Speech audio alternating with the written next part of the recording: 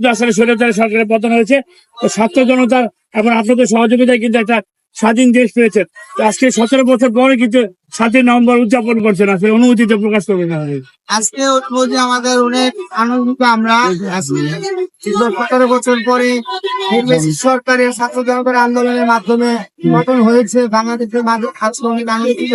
আমরা বিগত সময়গুলোতেই 7ই মার্চের ঐতিহাসিক গণতন্ত্র দিবস ছিল 17 বছর আমরা আনন্দের সহিত উদযাপন করতে পারিনি, স্বাধীনভাবে উদযাপন করতে পারিনি। আমাদের উপরে বিভিন্ন ধরনের নির্যাতন করা হতো। আজকে স্বাধীন দেশে আমরা আজকে ঐতিহাসিক 7ই নভেম্বরের দিবসটি পালন করতে পারতেছি। সেজন্য আমরা এই দেশের জনতা যারা রক্ত দিয়ে জীবন দিয়ে এই দেশকে আজকে স্বৈরাচার মুক্ত করেছে, তাদেরকে আমাদের নারায়ণগঞ্জ জেলা যুব দলের পক্ষ থেকে ধন্যবাদ। এবং নারায়ণগঞ্জ জেলা যুব দলের নেতৃবৃন্দ এই আন্দোলন সংগ্রাম করেছে।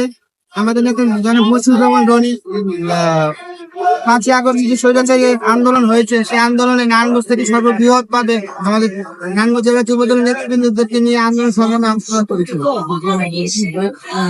এই 5ই আগস্টের পরে তারেক রহমানের একটা নির্দেশ হয়েছে, তার বাংলাদেশে কিন্তু চাঁদাবাদী সংস্থা মাদক মুক্ত করার জন্য আসলে আপনাদের কি ধরনের ভূমিকা রয়েছে? আমরা নারায়ণগঞ্জ জেলা যুব দল, আমাদের নেতা জনাব মসিউর রহমান রনি নারায়ণগঞ্জ জেলা যুব দলের সভাপতি, উনি 5ই আগস্টের পরে আমাদের নারায়ণগঞ্জ জেলা আওতাধীন সমস্ত ইউনিটের নেতৃবৃন্দকে জানিয়েছে যে আমাদের নারায়ণগঞ্জে কোনো সন্ত্রাস, চাঁদাবাদ, ভূমিদস্যু, মাদক সন্ত্রাস এগুলোকে প্রশ্রয় দেওয়া হবে না, এগুলোকে কঠোর হাতে প্রতিহত করার নির্দেশনা দিয়েছে। তারই মোতাবেক আমরা নারায়ণগঞ্জ জেলা যুব দলের সমস্ত ইউনিটের নেতৃবৃন্দ আমরা মাঠে ছিলাম। আমরা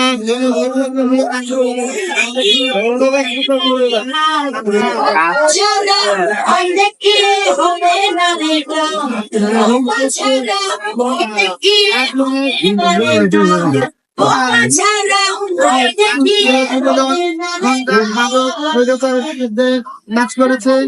আমরা সবসময় আছি নারায়ণগঞ্জ জেলা যুব দলের সদস্য মসিউর রহমান রনি।